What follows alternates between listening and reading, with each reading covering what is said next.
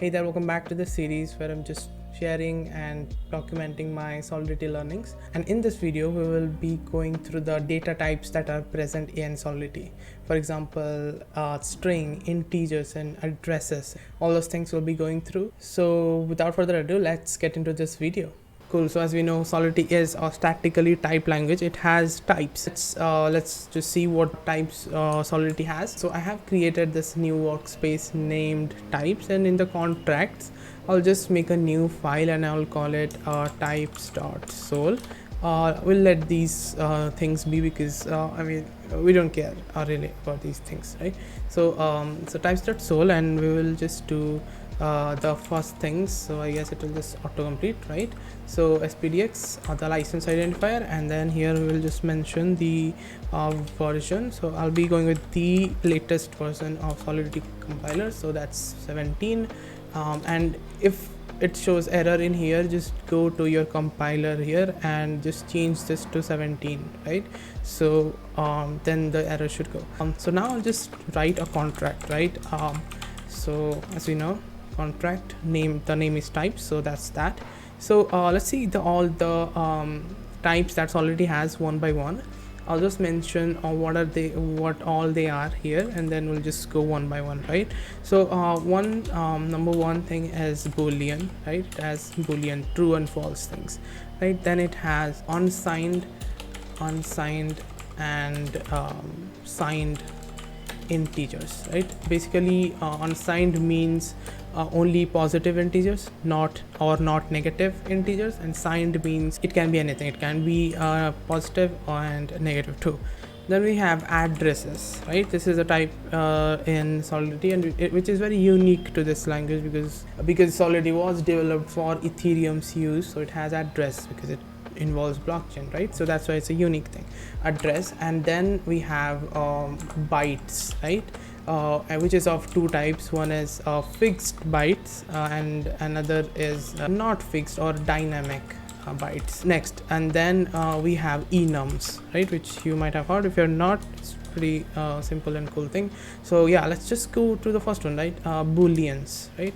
So simple. So this is how you do a boolean, declare a boolean, right? So bool, and then you just say public, because I want it to be public. If you want, other people not be able to see this variable, so we'll just do private, right? But it's fine to be public now.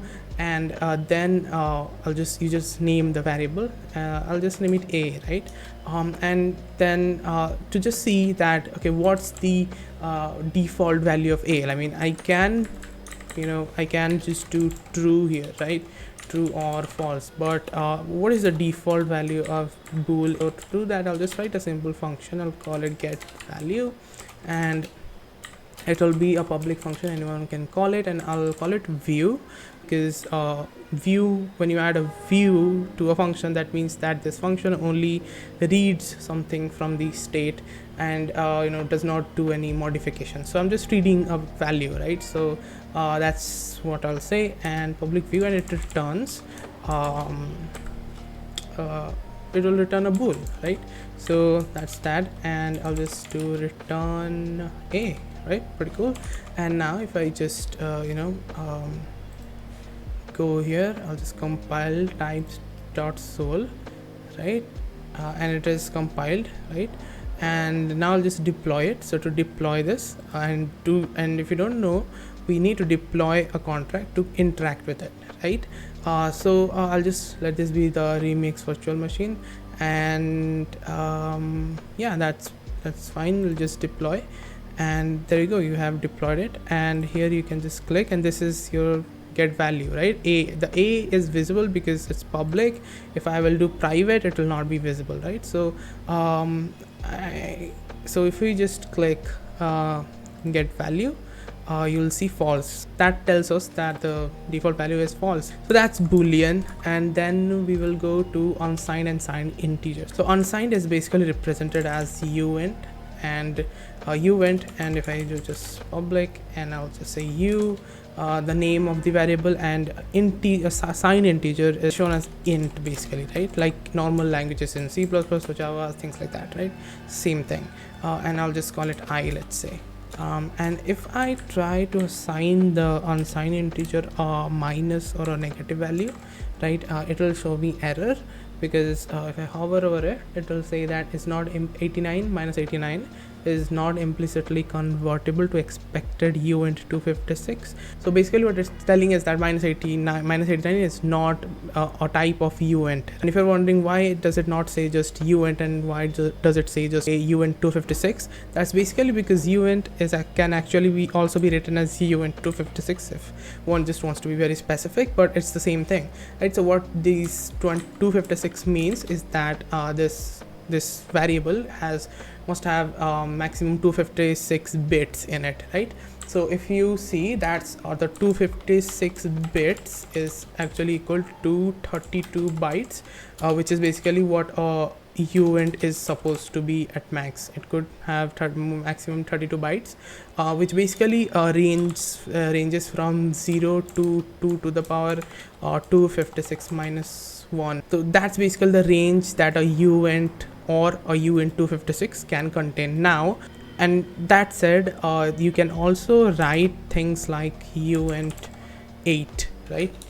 Uint 8, this says that this variable has just 8 bits, right? So you can also write something like this, and also you can do this 16 in progression of 8, 16, 32. So this means that it has 32 bits. So I just wanted to explain what is this 256, because it's important to know in programming this bits and byte stuff, right? And also just the fact 1 byte is equal to 8 bits, right? So that's why 32 bytes into 8 is actually equal to 256. So that's why this 32 bytes is equal to 256 bits, because 32 into 8 is actually 256 bits, right? So that's basically about uint, right? So you can't contain basically -1 here, right?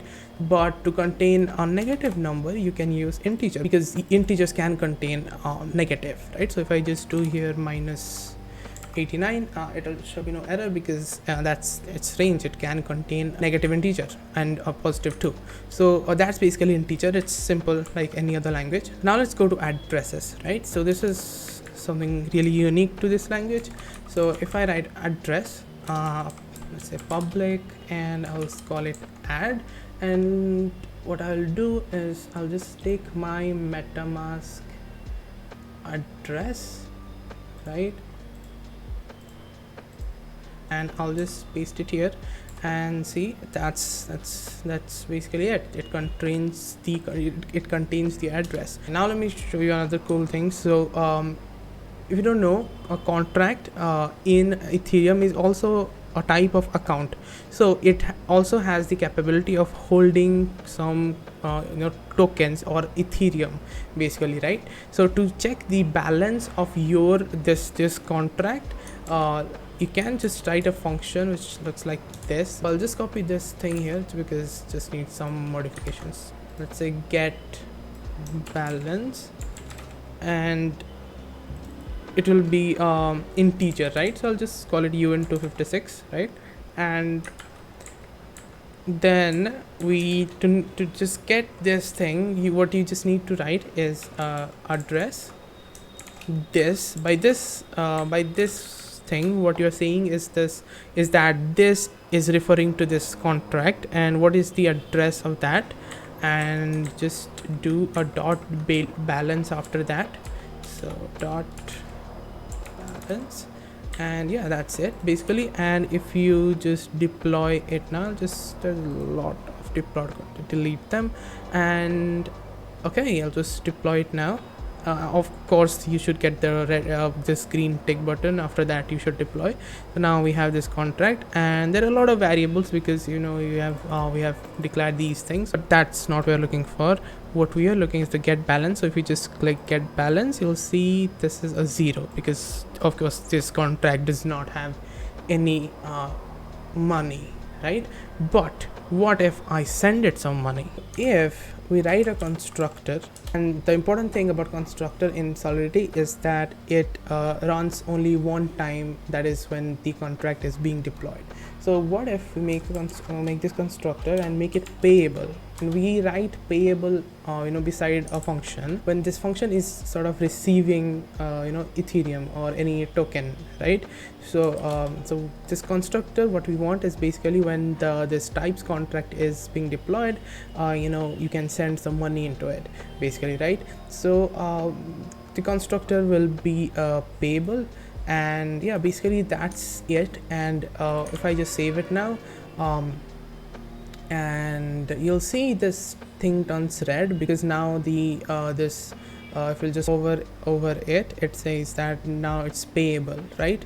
So you have to pay something and pay something to deploy. So what I'll do is I'll just do ether and I'll give it 2 ethers, right?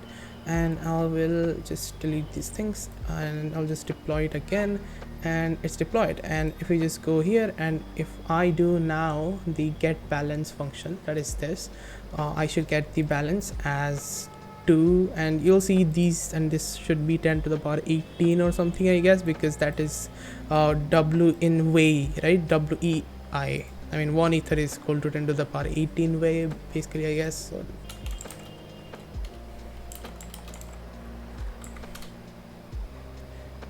yeah, 10 to the power 18. So that's basically we sent 2 ethers, so it's now that's how you get the balance, right? So basically you now know the address, the use of this address. Okay, so the next type is bytes, right? Well, what are bytes? So basically, as we know, 1 byte is equal to 8 bits, right? So basically everything whatever you write, whatever data you give, everything at last gets compiled to bits. So if you use bytes in your program, that's basically going to optimize your program. It's going to make it light, right? So basically what you can do is, the bytes is basically when you say, let's say bytes public, let's say bb, and I'll say let's say a string, right? So bytes, basically when you say this means this bytes here basically means it's a array of a byte, 1 byte, right? So bytes is basically equal to byte array, right? And when you say bytes, it's dynamically it's dynamic. When you say bytes and you assign anything, it will just take it for whatever number of byte it has. But in Solidity you can also say to more optimize it, you can say bytes let's say 1, right? And when you say that means that only 1 byte is going to be in this variable, and let's say AA, and I can say something like 0x 5, right? What this means, 0xb5 basically, what this means is that if you search this 0xb into binary, basically what this means is that b 0x, ignore the 0x, the b here basically means in binary is 1011, and if you check 5, it will be in binary actually 011, and that is 5, and in front of it is b, so that will be 1011 as we saw, right? 1011. So this is 8 bits, right? 1 2 3 4 5 6 7 8 bit, and which means basically 1 byte. So that's what we are assigning to it. But if you do something like this, it will not take this, because it becomes big, right? But if you do 56 or something, or 64, and you remove b, it will take, because it just wants the number to fit in 8 bits, right? So that is bytes 1. Then like that you have bytes 32 too, and things like that, 16. So that's basically bytes, right? It's a way to basically optimize your program, right, by using bytes instead of just using any type. Okay, so enum is basically used to make your sort of own custom data type, customized. You can also even add a default type, like a boolean has a default false, right? You can add a default option to that too. So I'll just if I show you, that will be easy to know. So enum, to declare an enum, you just write enum, you let's say name it days, and then you just paste whatever things you want. It's like a like, let's say, so what the result should be is that days is your like bytes, is the name of your data type, and these are the possible values it has. And so as it has possible values, we can also have a default type to it, default value to it, the value that is originally. So to set that, we can just say days is the type constant, and let's just name it dd, and I'll say days dot, let's say our constant day is Sunday, or let's say our constant day is Friday. So I'll just do Friday, and I'll just write a new function here. I'll say get default day, and I return the type, as you remember, days, and it has this options that could be contained in this type of data, in this type basically. And if we just return dd, yeah, pure, it says to make it pure, of course, okay, because we are not changing anything, or it's a constant, we are just returning it. So pure, and then we just function, and then I'll just write another function to set a day, right? Set, this will just be a public function, and what will happen here is that there will be another variable of days, let's say cur day, to say current day, and basically that's it. And just make it public, right? And the current day will be set in the set day. Here I'll do days dot, let's say I want to set Tuesday as the day, and after that I'll just make a function to get day, and to view function, and it returns day, right? Awesome, right? Everything seems to work fine, and I will just deploy it. And if we see, and if we just do get day, right, we'll get 0. Why? Because it's just initialized and it's nothing. But then if we do get set day, right, okay, we'll do set day. Okay, so we just now we just set the current day to be Tuesday, and now if we do get day, we will get 1. Why? Because Tuesday is after Monday, so it starts with 0 indexing, 0 1.